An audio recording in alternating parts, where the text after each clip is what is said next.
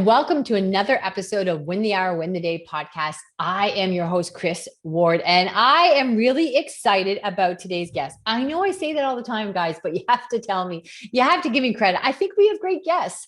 All right.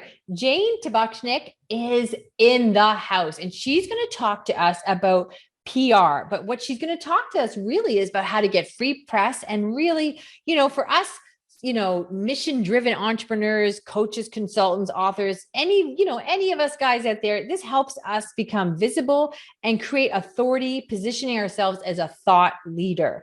Now, Jane is an award-winning content and publicity strategist and mentor. So Jane, we are excited to have you. Welcome to the show. Thanks, Chris. I'm so excited to be here. Well, you can't be more excited than me because Jane, you know what?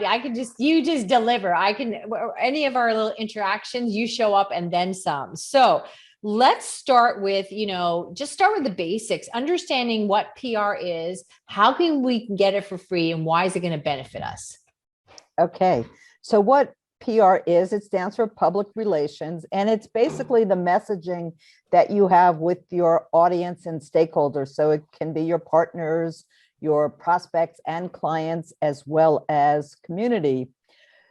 But what it really is being spoken about in the media and on social media.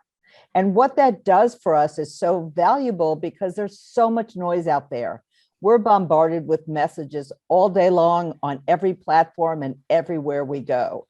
So to stand out above the noise, you need to get seen, you need the visibility, but you also need third-party credibility, because when you put out a message yourself, whether it's your newsletter or a post, and you say, we're the greatest, our service is the greatest, people are skeptical. It's kind of like an advertisement. They don't trust it as much, right? So what I like to say is no one cares what you say about you. And I don't mean that in a bad way. Yes, if you have an engaged following, they care and they're engaged. But basically, it's just you're adding to the noise, and there's a certain level of skepticism with people who aren't already your total raving fans. Yeah, let me jump in there for a second. I had a PR person say to me once, and it really resonated with me. She said, you know what, being in business is not enough. Staying in business is not enough. And I know when I wrote my book, Win the Hour, Win the Day, my gosh, I thought there should be like stop traffic. There should be a parade in my honor. Right. And because it was such a momentous accomplishment for me. And I did get a lot of people told me the way I laid out the book, it was a very different approach. It was really refreshing. I got a lot of really positive feedback on it. So then I felt like pitching to people when I wanted to be on their podcast, or I was looking for, PR, like, no, this is a really good book. Everyone's telling me. And it's like, yeah, okay, get in line, right? It's like prisons are filled with innocent people, right? So although that's a delicate subject, maybe that wasn't a good example. In this current model, there really are. Okay, scrap that example. Let's move on. But the point is just saying it's good. You have to have social proof. Yes, exactly. So what is social proof? Social proof is being featured in the media. It's also having people commenting, liking, and sharing your content. So why is it valuable? If you think about, if you were trying to figure out what restaurant to go to on Saturday night, what's the first thing you do? You ask a few friends, you ask online, or you go and look at reviews like Yelp or Travel Advisor, TripAdvisor, one of those. So that's the social proof, third-party credibility. And the media provides that for people because they've selected you. There are probably 30 other people or more who do what you do, but they've decided to write about you or feature you. So that means that you are credible. The media will vet you. They will check you out, make sure that you're the real deal. And so they've done that heavy lifting for the audience. And even though they're not endorsing you, it is like they're giving you a 5-star review because they featured you and written about you. So it automatically creates that instant expert positioning, some know, like, and trust. And it's like a warm referral. So it helps pre-sell people on you, which is a really wonderful thing.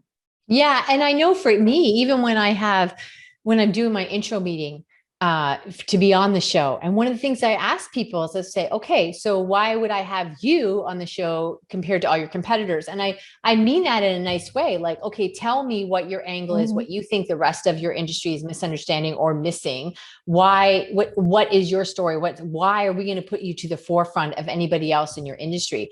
And I mean, we're talking a little show here and just me and my ambitions. Clearly somebody who, has some real platform as far as, a publication of some sort of with an even bigger audience, they're going to be vetting it more. But that really is what they're doing, is they're putting a spotlight on you compared to anyone else doing what you do. So it does give a lot of social proof. So it really adds a lot of validity when people see that.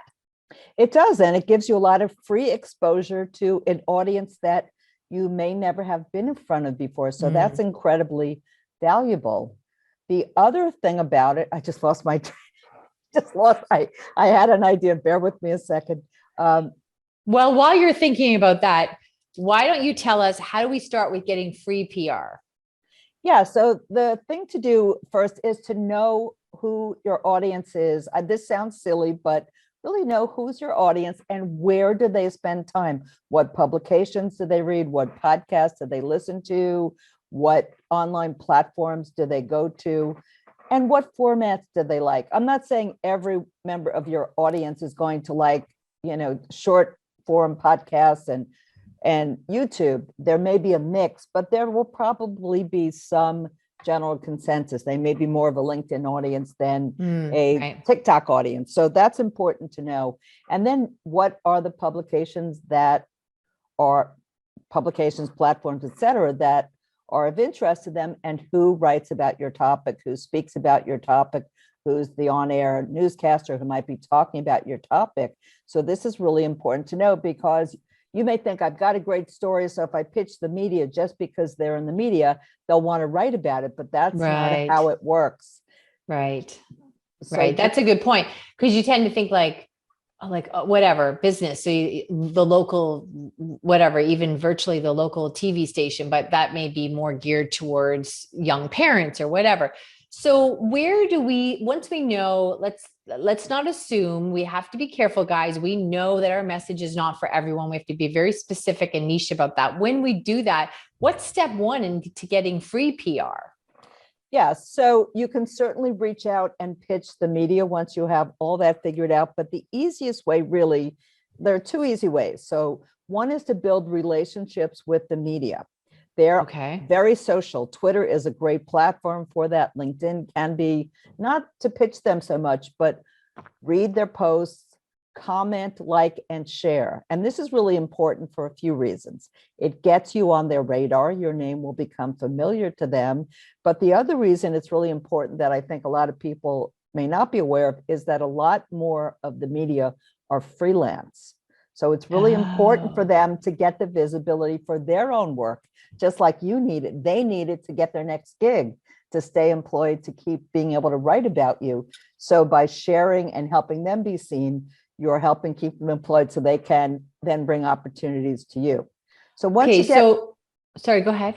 So once you get on their radar, you may even start to have a conversation with them. Sometimes they'll reach out and say, thanks, I noticed you've been sharing. What do you do? And this has happened for some of my students in my Magnify Your Message program.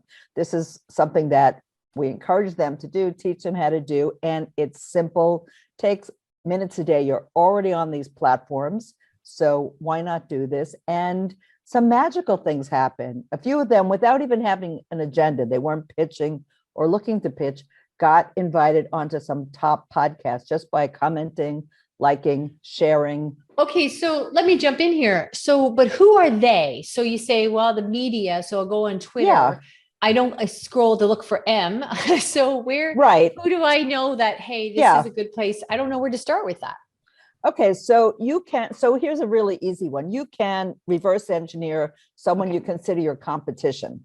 So if they're in the media, there's a good chance that if they're a close competitor or they do something similar, then they're going after the same audience as you do. Their ideal prospects are probably at least some segment of your ideal prospects. So where they've been featured may be a great outlet for you. Now, if they were just written about last week, there's a good chance the media is not going to write about the same topic the following week.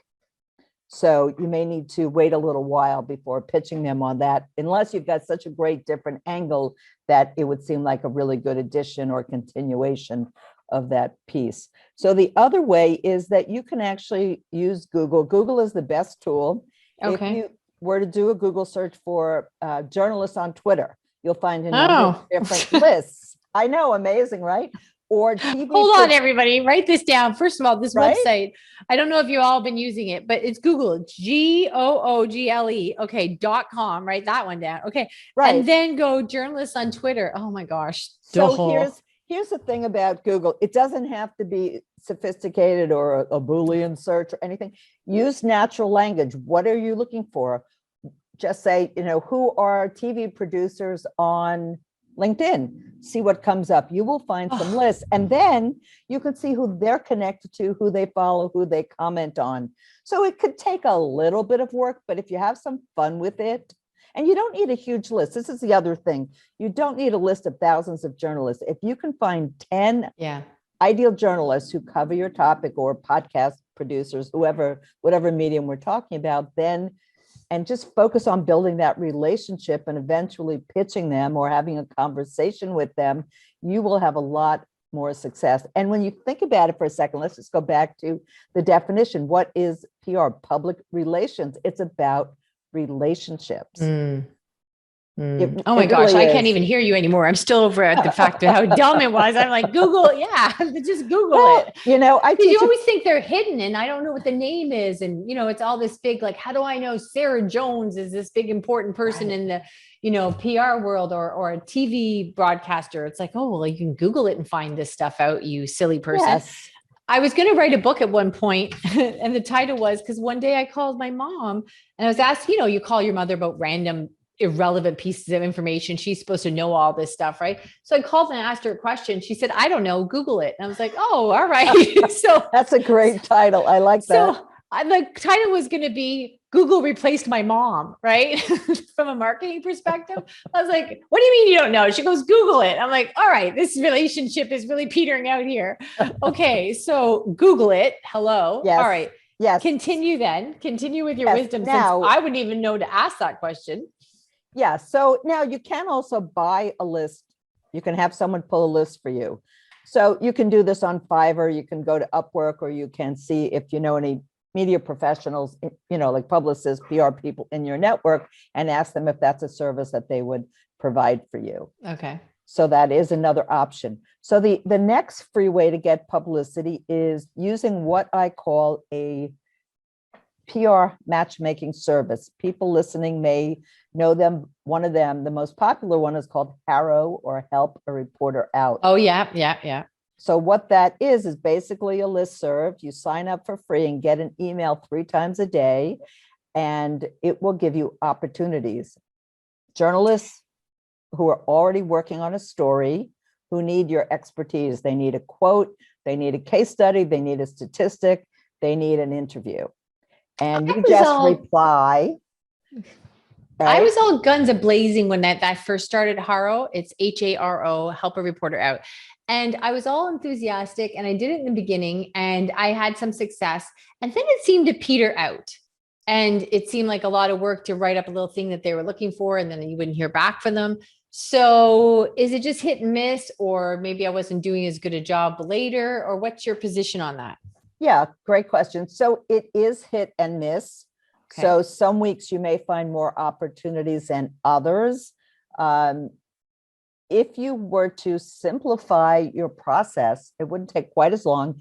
And what I do is create a template that I just customize for each pitch. So the only thing that's really changed, because your social media links are the same, your phone number is still the same, right? Well, that part I don't have a problem. If they're asking for a particular question, like for me, then I might see like how to outsource in the new world or whatever. And so I have that answer, but sometimes they want in different parameters. But you're right. I'm all about systems and toolkits. So I should just start. I have my PR kit already, so I should have my answers already. So, okay, systematize that so that it's less work. Oh, that makes a good point. Okay. Yeah, I was really thinking that each one, even though I know the answer when I'm on social media, often I copy and paste answers are similar, but I guess their parameters seem so uniquely different when they're asking the question. I got confused when the answer still is going to be the same, right? All right. Yes. Okay. Yeah. So, look, let's face it, even if you hire an expensive, high caliber PR firm to do the PR for you, you're still going to need to give them the answers to the Yeah. questions.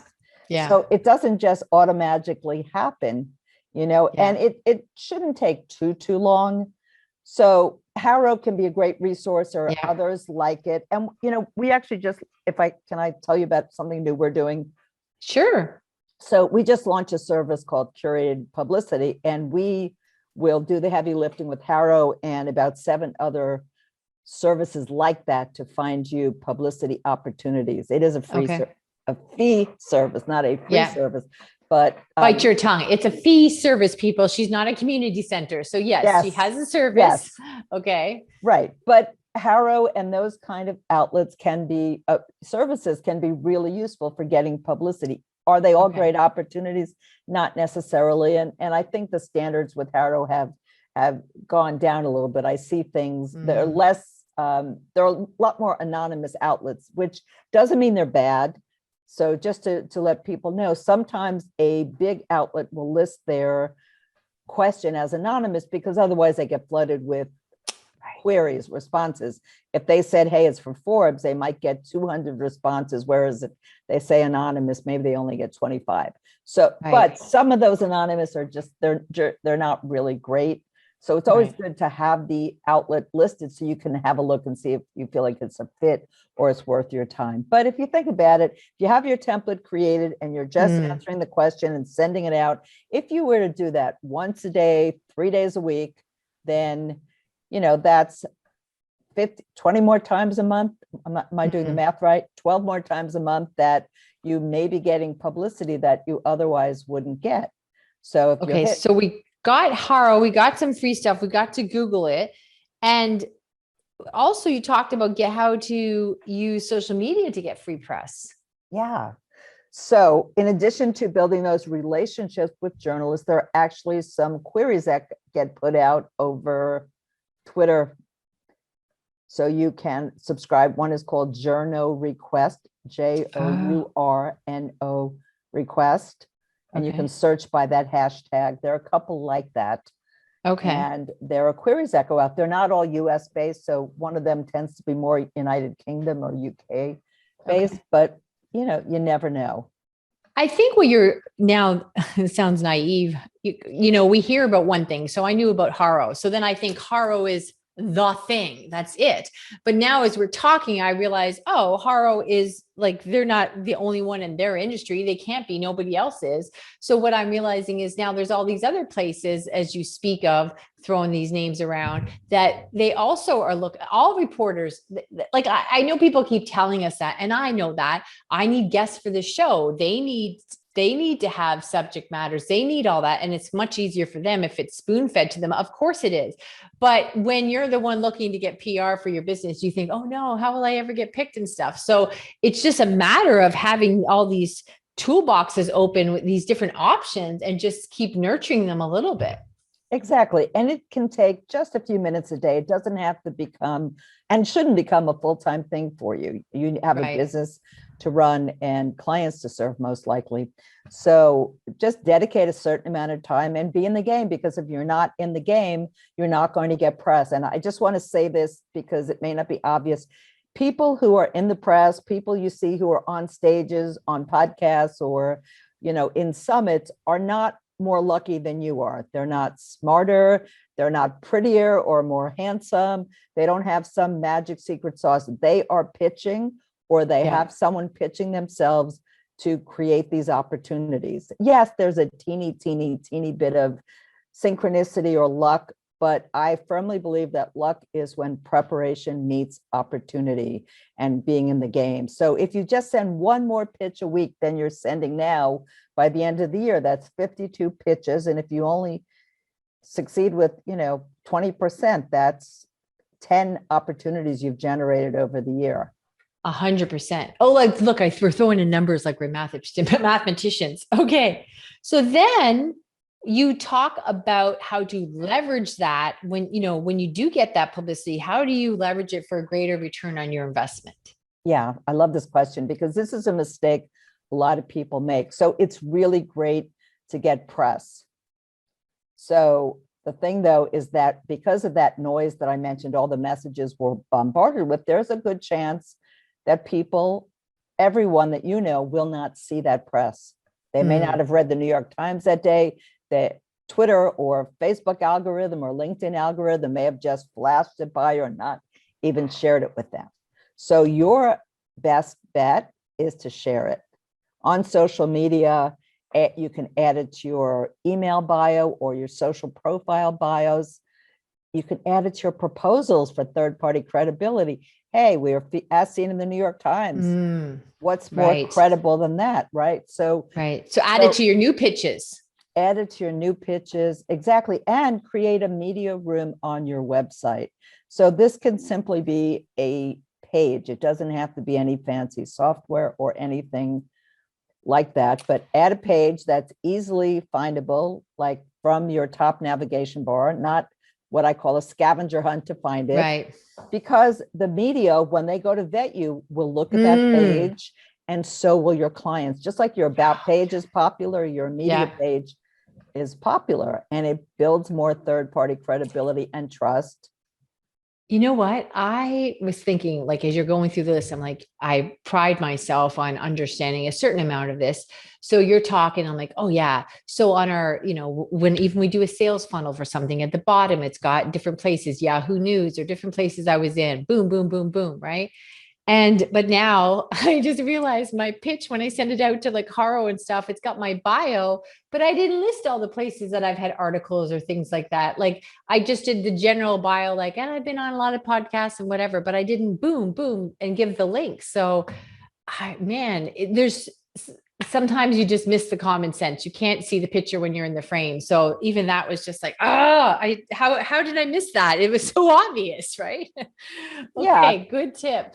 And you don't need to give them every place you've been featured, but give them one or two of the recognizable ones, because that creates that positive association and elevates you to associate with the brand of that, stature.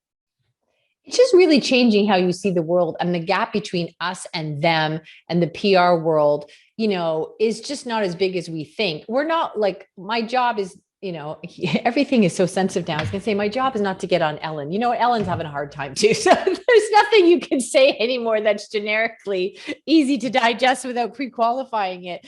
So what the point is, I know in the beginning when I thought of PR, I thought it was something that, you had to already have the status to get the PR. Like when you see Brad Pitt or something come on a TV show, he had the status and now he's promoting his latest adventure.